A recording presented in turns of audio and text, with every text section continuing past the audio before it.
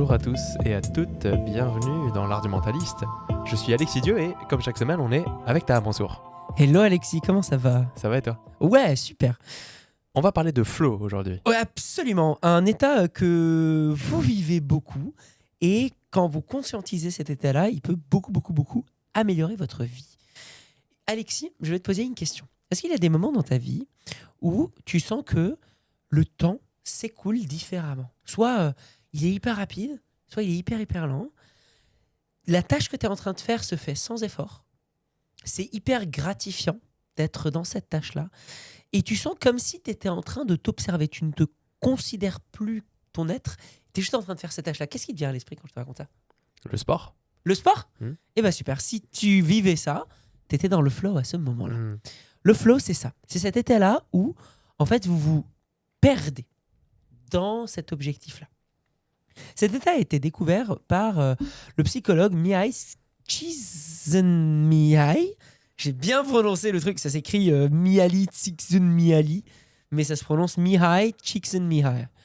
Voilà, en 1988, a écrit un bouquin qui s'appelle Flow, où, je vais citer ces mots, il dit « Les meilleurs moments de notre vie ne sont pas les moments passifs, réceptifs ou relaxants.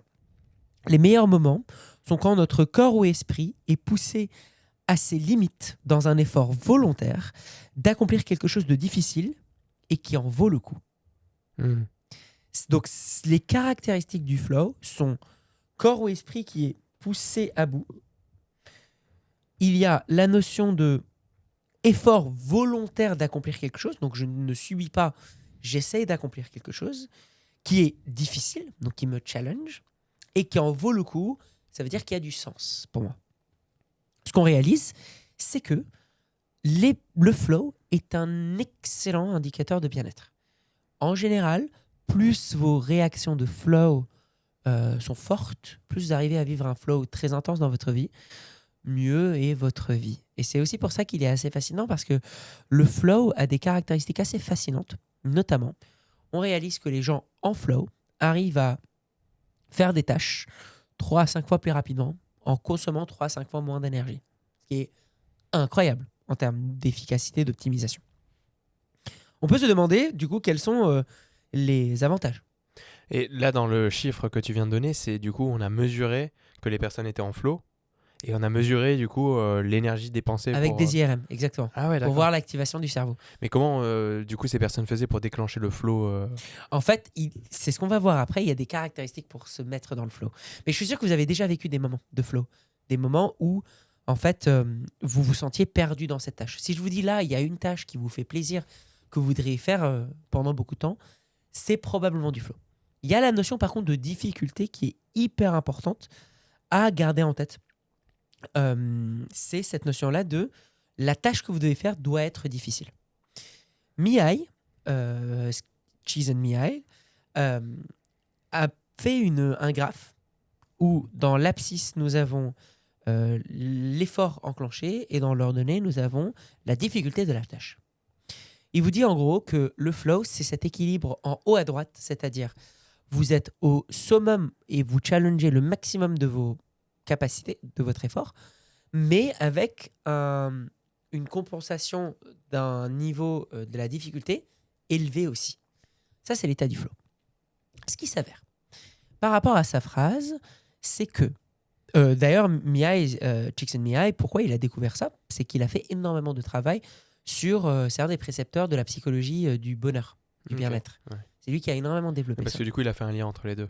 Exactement, c'était Mais- sa découverte. Sachant qu'en même temps, comme tu as dit que c'était quand ça se déclenche, donc quand tu fais une tâche qui a du sens, Mhm. c'est peut-être aussi en lien avec le fait que si tu fais plus de choses qui ont du sens dans ta vie, peut-être que du coup tu es plus heureux. Complètement. Mm. Mais ce qu'il a réalisé, c'est qu'il faut non seulement faire du sens, mais aussi se challenger, constamment réussir à se dépasser. Et il y a une phrase qui résume un peu ça. On a réalisé que pour être heureux, le bonheur n'est pas la tranquillité. C'est un peu ce qu'il raconte dans sa phrase, mais c'est aussi ce que les recherches ont montré. C'est que nous, ce qu'on s'imagine, quand je vous dis c'est quoi le bonheur, on s'imagine tranquille, sur la plage, il fait beau, il y a des mouettes et tout. Enfin, c'est souvent ça l'image qu'on a. En réalité, on réalise que ça, très rapidement, ça peut faire tomber à la dépression. Même si vous avez tout. D'ailleurs, une statistique assez forte, c'est que les personnes hyper riches ont plus tendance à tomber en dépression que les personnes hyper pauvres. Mhm. Je parle de dépression, pas de bien-être en général, mais de dépression. Ce qui est assez intéressant. Vous pouvez se dire, ils ont tout. Justement, comme ils ont tout, ils peuvent tomber dans le truc de j'arrête de me challenger. Et il s'avère que le bonheur n'est pas la relaxation, mais la perpétuelle résolution de problèmes. Si tu arrives à un stade où tu arrêtes de te poser des questions, tu arrêtes de résoudre des problèmes, où tu n'as plus de sens, du coup, rapidement, tu perds du bien-être. Mais il y a beaucoup de millionnaires d'ailleurs qui se trouvent certaines quêtes à réaliser pour justement continuer d'avoir un but. Complètement. Et c'est cette question-là de transcendance. Il y a une étude qui a été faite notamment par Amy L. Collins en 2008 et qui a réalisé quelque chose d'assez important, notamment chez les personnes âgées, pour voir la comparaison entre la quantité de flow qu'ils vivaient et l'état de leur bien-être. Elle a analysé deux choses. La quantité de flow, c'est-à-dire dans une semaine, dans un mois, dans un an, combien de fois la personne vivait du flow. Et aussi, elle a quantifié la qualité du flow. Et comment la qualifier la qualité du flow? C'est sur 3 critères. À quel point la concentration était intense, à quel point la personne était concentrée sur sa tâche, à quel point elle perdait sa perception de soi, deuxième critère. Et le troisième, à quel point les résultats étaient gratifiants, ou la tâche elle-même était gratifiante. 3 critères pour vérifier la qualité du flow. Donc c'est avec des questionnaires ça, hein? Oui, absolument. Oui, D'accord, oui. parce que c'est purement subjectif, c'est dur. Oui, complètement. Mais c'est ça Ouais. qui est intéressant aussi, c'est vraiment vivre Ouais, ça. bien sûr. Ce qu'elle a réalisé, que les gens qui vivaient plus ou moins de flow dans leur vie en termes de quantité, ça impactait pas beaucoup le bonheur. C'est-à-dire, si tu vis un flow tous les jours ou un flow une fois par semaine, ça n'a pas beaucoup changé le niveau de bien-être qui a été calculé sur leur vie. Néanmoins, et surtout la deuxième chose, et c'est ça qui est assez fort, c'est que la quantité et la qualité du flow que tu vis un jour même, donc aujourd'hui par exemple, ne changeait en rien ton bien-être du jour même. Ok. On peut se dire, mais dans ce cas-là, le flow, il est inutile. Associé à long terme. Exactement. Mais c'est ça et c'est ce qui fait que beaucoup de gens en fait ne le font pas, parce qu'il n'a pas de gratification immédiate. En tout cas, il n'a pas de bien-être immédiat. Par contre, ce qu'elle a réalisé, c'est que les personnes qui avaient un flow plus qualitatif, c'est-à-dire où la concentration était beaucoup plus élevée, la perte de perception de soi était plus élevée, les résultats étaient beaucoup plus gratifiants, ça augmentait le bien-être, ça baissait le mal-être, c'est-à-dire les crises d'anxiété, la dépression, etc., la perte de sens, et ça augmentait, pour même les personnes âgées, la satisfaction globale de vie. C'est-à-dire à quel point ils se sentaient satisfaits ou non de tout ce qu'ils ont vécu. Ce qui est un gros questionnement pour les personnes qui ont plus de 60 ans. Donc tous les flows ne se valent pas du coup dans Tous ce que les tu dis. flows ne se valent pas, absolument. Et si on compare à une personne qui n'a quasiment jamais d'état de flow, Justement, on n'obtient pas ces résultats-là. D'accord. Plus il y a du flow qualitatif, encore une fois, plus ça améliore le bonheur.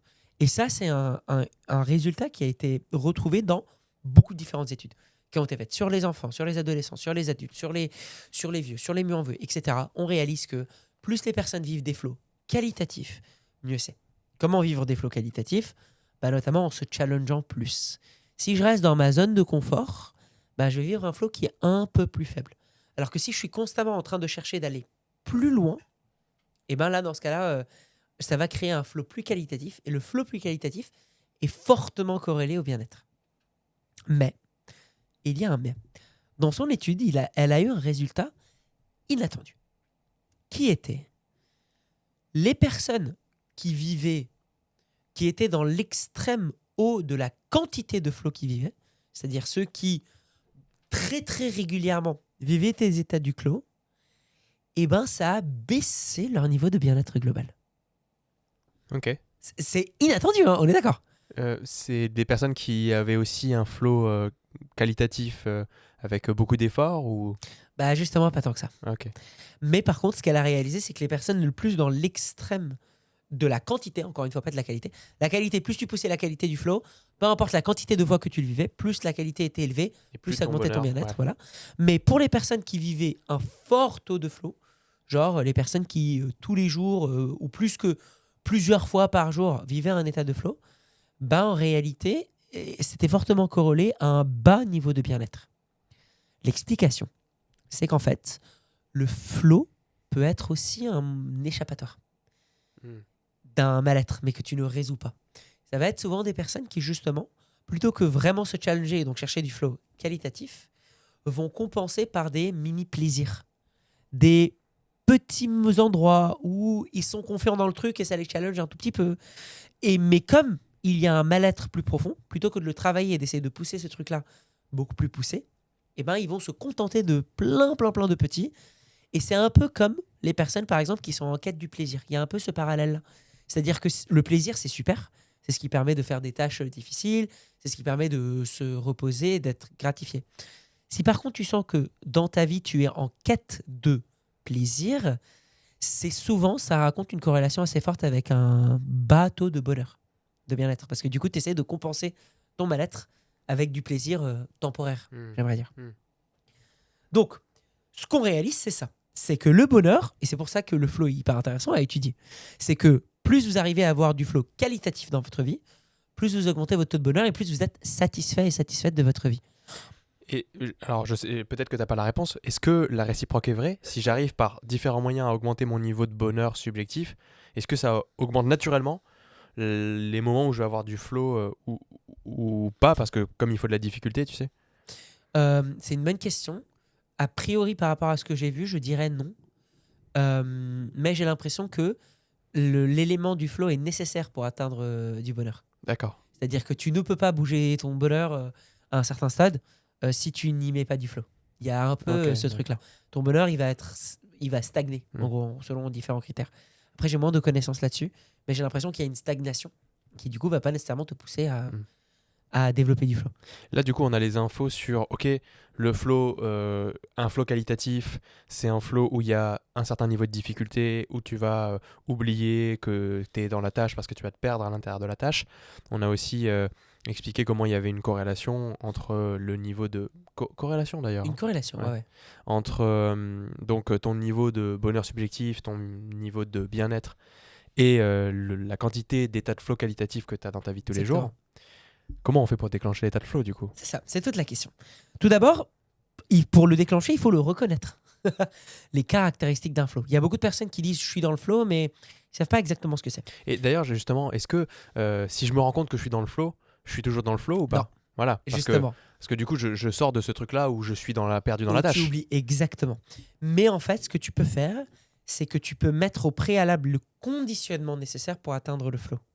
C'est un peu comme le nudge qu'on verra dans quelques épisodes. C'est-à-dire que vous allez travailler sur le contexte de votre environnement et en fait, vous faites confiance au process.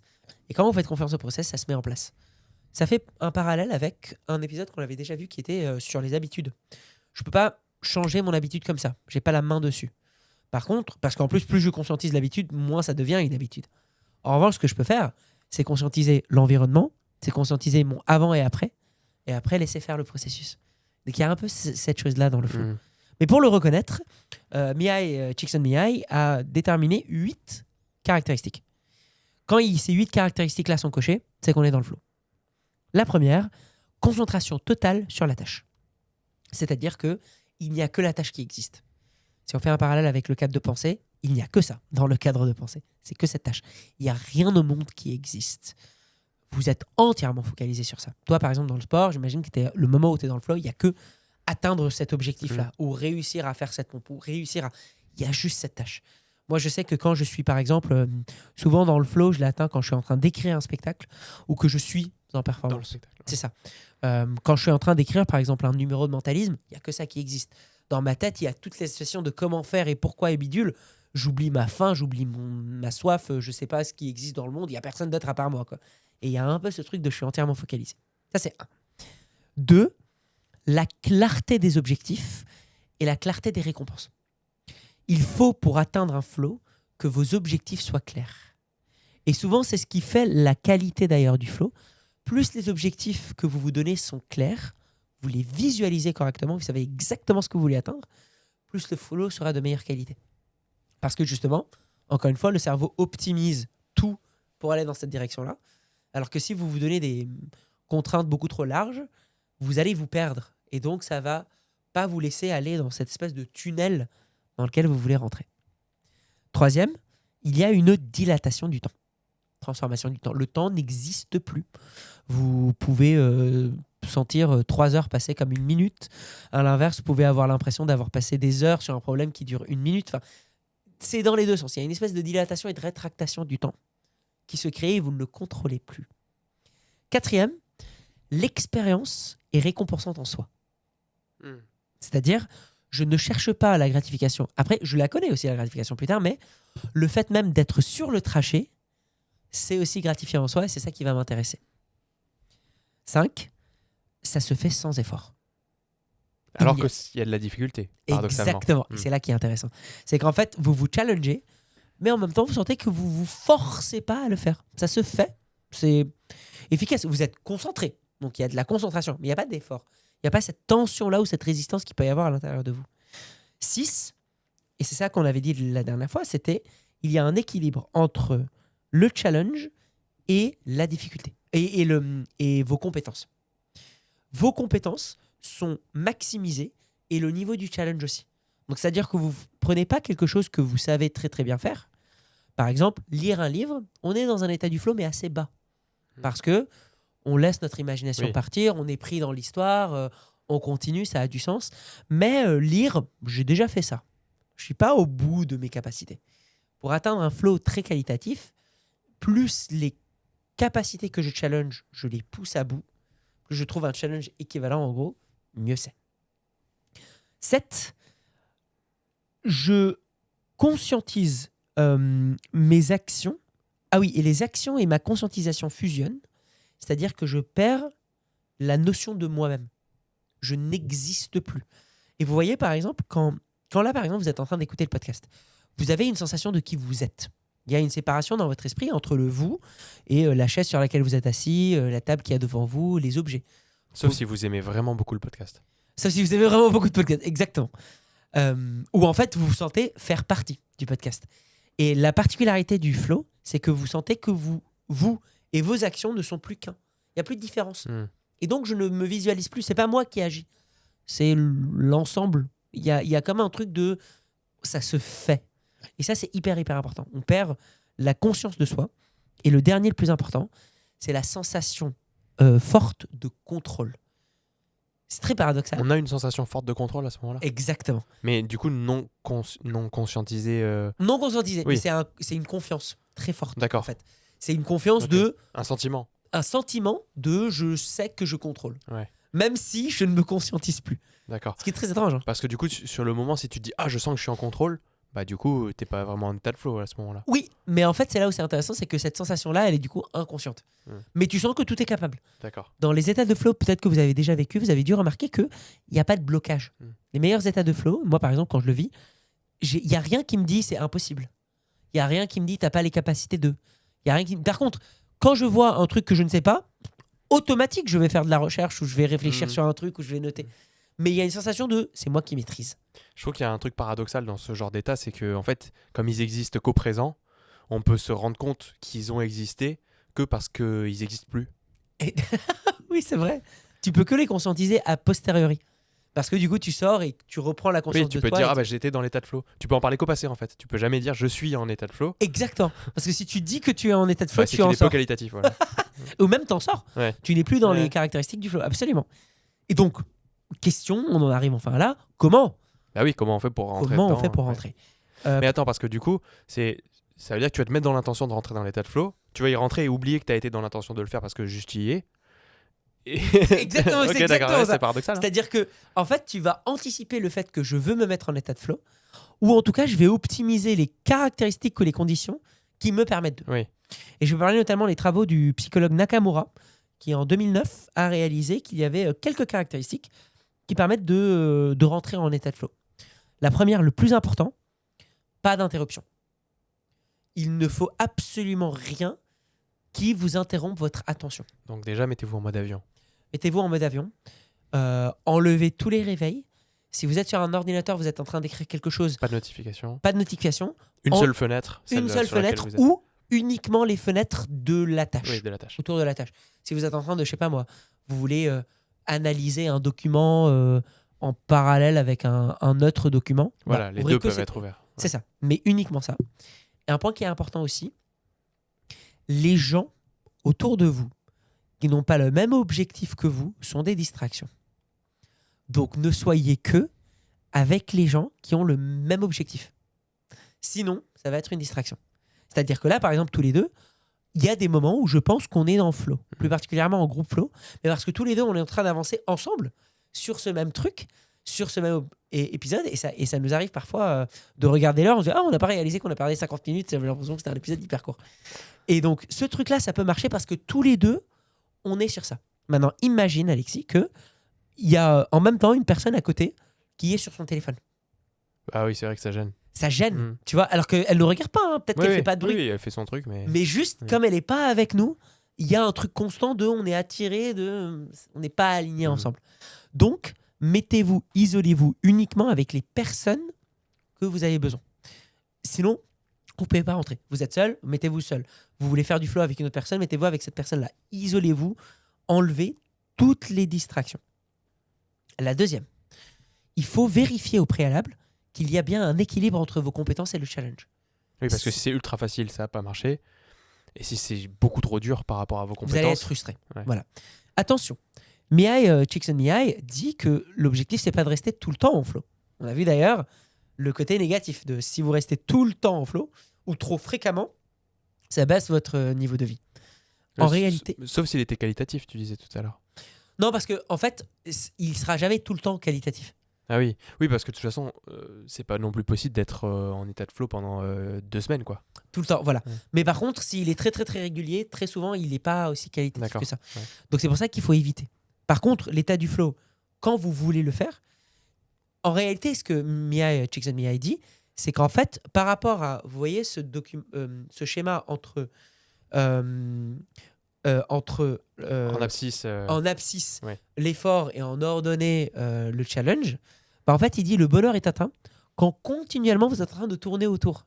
C'est-à-dire qu'il y a du flow, il y a parfois ce qu'il appelle le challenge, c'est-à-dire des choses un peu plus difficiles que vos compétences. Il y a après le zone de confort qui est les choses où vous êtes un peu plus compétent que la tâche.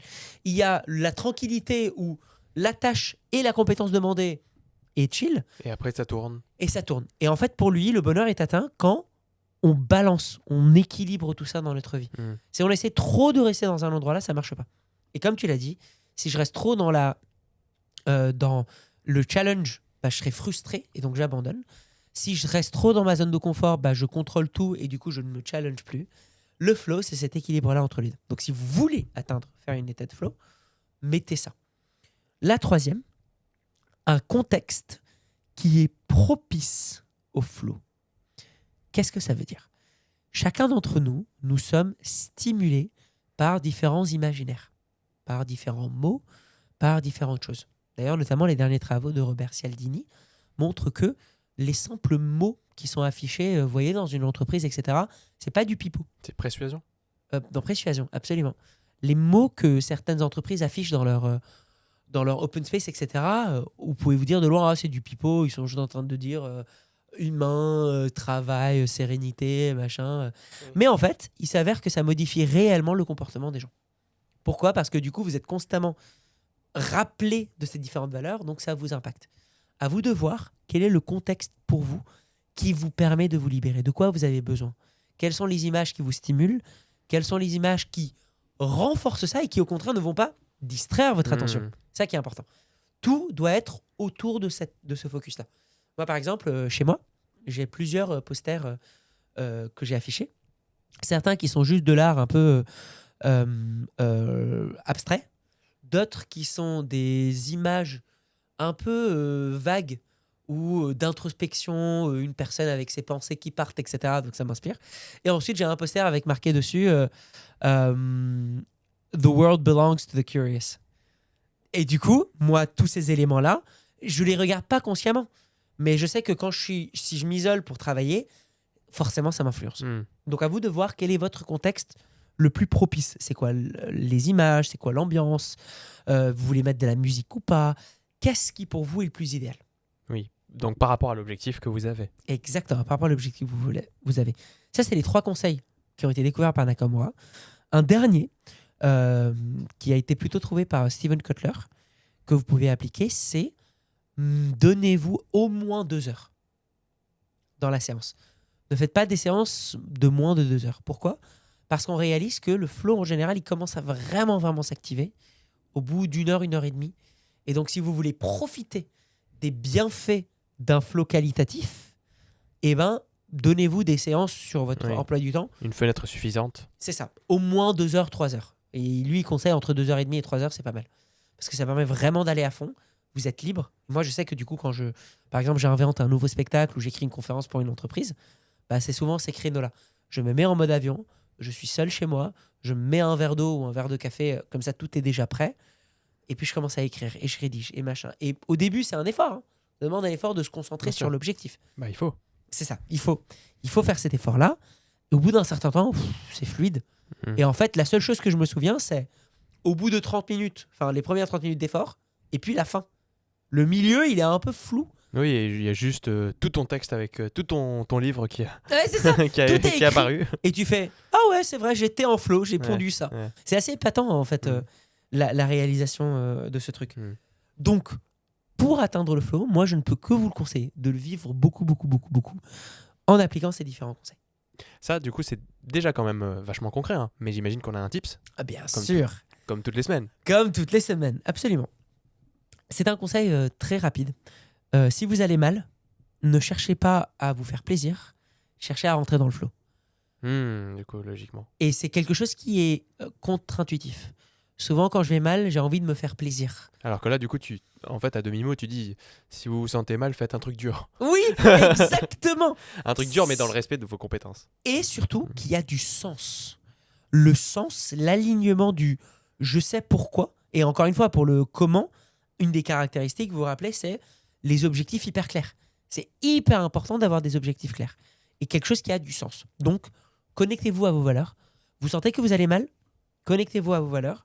Trouvez quelque chose qui a du sens et challengez-vous. Vous allez voir que c'est pénible au début, mais c'est un des moyens les plus rapides pour s'améliorer au long terme et pas faire ce petit pic de plaisir qui, en fait, en réalité, vous le savez très bien, après ce pic de plaisir-là, vous serez en manque. Et donc, ça ne vous permet pas de confronter ce mal-être-là. Pour vivre heureux, vivons dans le flow. Absolument, ça me va. On parle de quoi la semaine prochaine, Ta ? La semaine prochaine, on va explorer une idée qui est à quel point tous les humains sur Terre ont des schémas de pensée similaires. Okay. Si c'est le cas, ça voudrait dire que, en fait, je rencontre n'importe quelle personne, il pourrait y avoir des choses que je pourrais deviner sur elle, et ça, pour un mentaliste, c'est hyper intéressant. Eh ben, à la semaine prochaine. À la semaine prochaine.